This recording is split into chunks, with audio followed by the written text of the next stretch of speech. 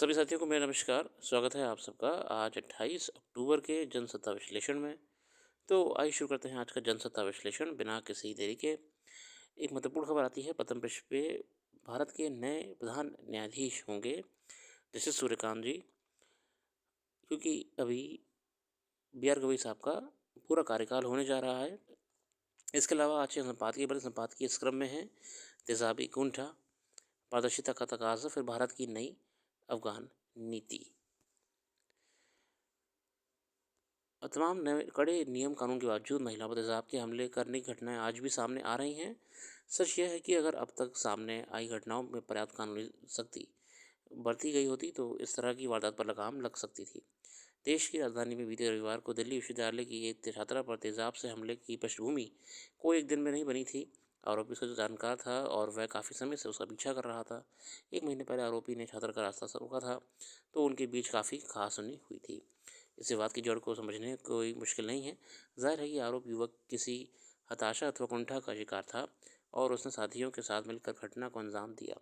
गौरतलब है कि पिछले एक दशक में महिलाओं पर तेजाब हमले की जितनी भी घटनाएं हुई हैं उनमें अधिकतर आरोपी पीड़ित महिला के जानकार थे या फिर हीनताबोध से उपजी कुंठा के शिकार थे। बिल्कुल हीनताबोध, कोई ना कोई मन में ऐसी बात होगी जो उनको मन में गहरी बैठी हुई होगी। इस तरह की घटनाओं का सबसे पहला सवाल यही होना चाहिए कि आखिर किन वजहों से आपराधिक कुंठा का शिकार को युवक किसी महिला पर तेजाब फेंकने हुए पूरी तरह बेखौफ रहता है। क्या यह कानून व्यवस्था और उसका असर शून्य होने का सबूत नहीं है कि अपराधी बिना किसी भय के जघन्य अपराधों को अंजाम देते हैं?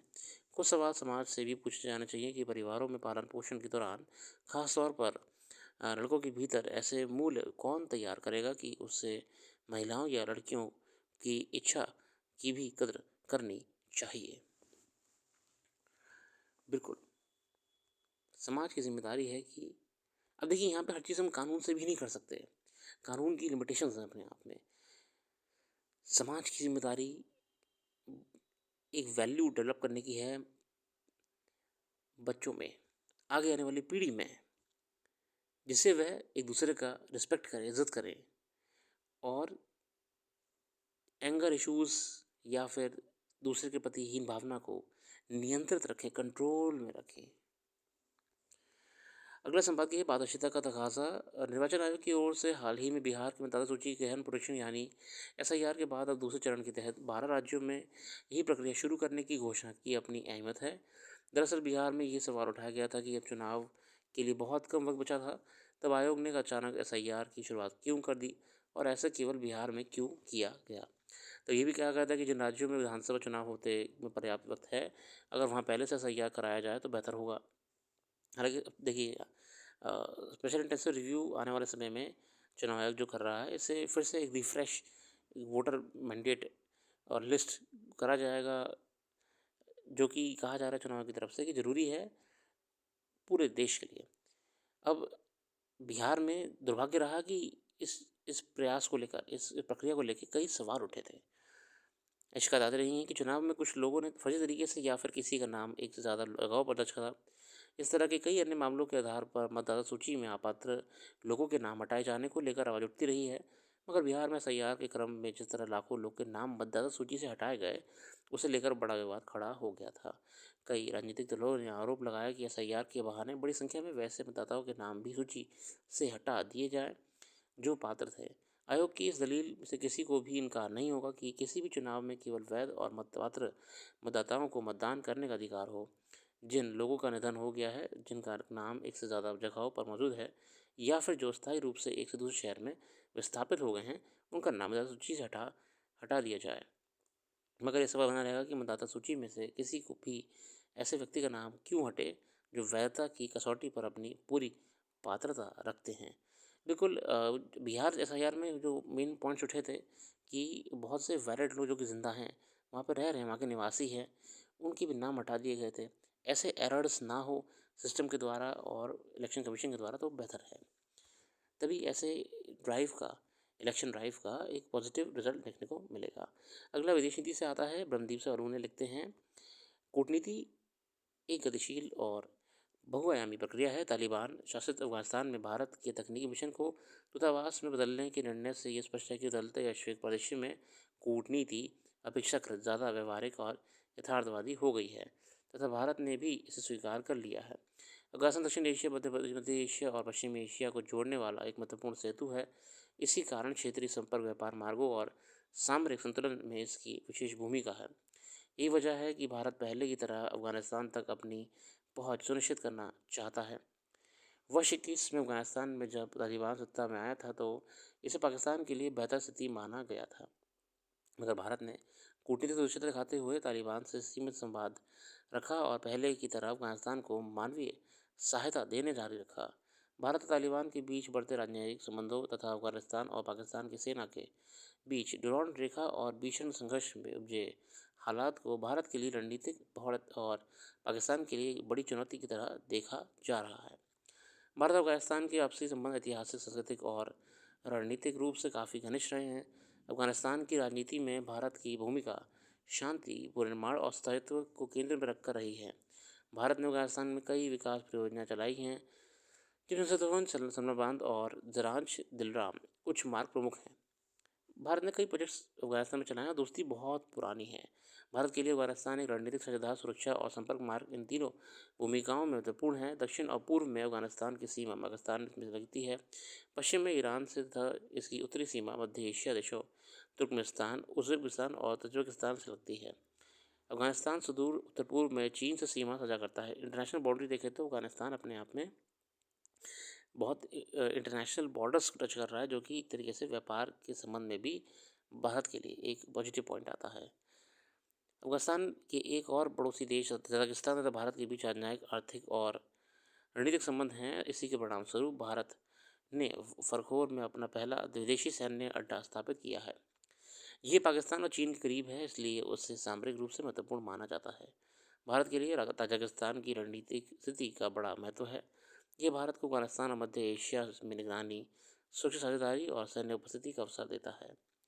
तजाकिस्तान मध्य एशिया के उन गिने चुने देशों में है जो भारत के साथ लगातार घनिष्ठ सैन्य और राजनीतिक संबंध बनाए हुए हैं।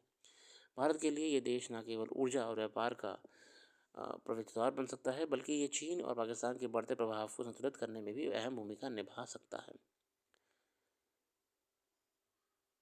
भारत द्वारा निर्मित जरांश दिलराम उच्च मार्ग पाकिस्तान को ईरान के चबहार बंदरगाह से जोड़ता है, जो भारत को मध्य एशिया तक पहुंचने का वैकल्पिक मार्ग प्रदान करता है।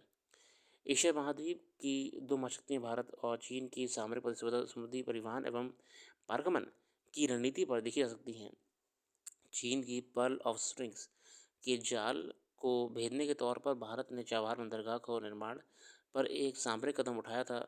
अभी ये अमेरिका प्रतिबंधों से प्रभावित है, लेकिन परिस्थितियों के बदलते ही चबहार भारत की सामरिक और आर्थिक क्षमताओं का केंद्र बन सकता है। बिल्कुल, चबहार पोर्ट जो बंदरगाह है अपने आप में बहुत सिग्निफिकेंट सकता है भारत के शिपिंग ट्रेड के लिए भी।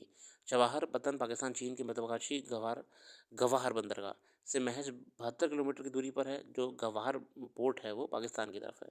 चबहार के ज़रिए भारत अफगानिस्तान की तुरंत सीधी पहुंच बनने में कामयाब हो रहा है। इसके माध्यम से भारत के लिए पाकिस्तान की सीमा में प्रवेश किए बिना समुद्री मार्ग से अफगानिस्तान पहुंचने का रास्ता प्रशस्त हो जाएगा। बिल्कुल पॉजिटिव हो जाएगा और अपने आप में ये ट्रेड के लिए बहुत शिपिंग ट्रेड के लिए बहुत इंपॉर्टेंट है। अफगानिस्तान बॉर्डर हमारे लिए और अन्य देश तजाकिस्तान, तुर्कमेनिस्तान वगैरह हैं, उनसे कनेक्टिविटी के लिए भी हमको एक पॉजिटिव यहाँ पे एज मिलेगा। भारत के लिए यह केवल एक व्यापार मार्ग नहीं है, बल्कि रणनीतिक, आर्थिक और भू राजनीतिक अवसर हैं। इससे भारत की ऊर्जा, व्यापार और वैश्विक संपर्क की शक्ति में वृद्धि होगी और वह चीन के प्रभाव को संतुलित करने में सफल होगा। यह गलियारा भविष्य में यूरोप और एशिया के बीच एक वैकल्पिक व्यापार धुरी बन सकता है।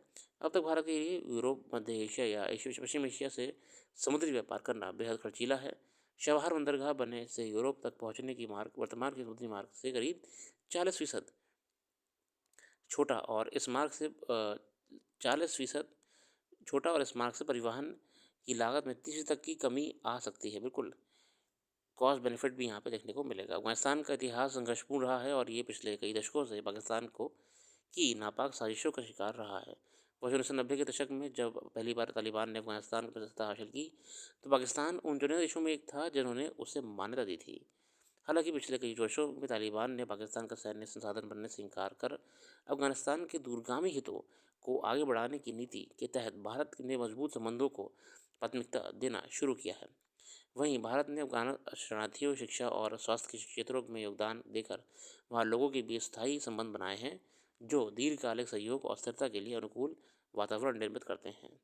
भौगोलिक रूप से अफगानिस्तान की स्थिति चीन, पाकिस्तान और रूस जैसे देशों के बीच संतुलन को प्रभावित करती हैं, इसलिए वहाँ भारत को सक्रिय उपस्थिति प्रतिस्पर्धात्मक रूप से दूसरे देशों के प्रभाव को कम करेगी।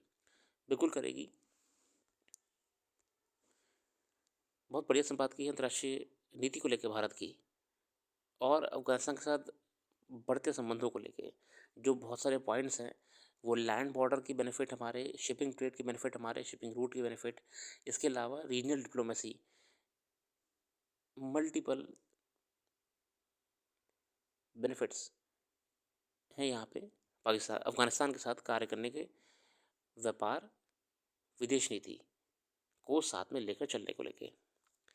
तो फिलहाल इसे तो आज ही रखते हैं। अपना कीमती समय देने के लिए बहुत बहुत धन्यवाद। कल फिर आएंगे नई वीडियो के साथ। Thank you.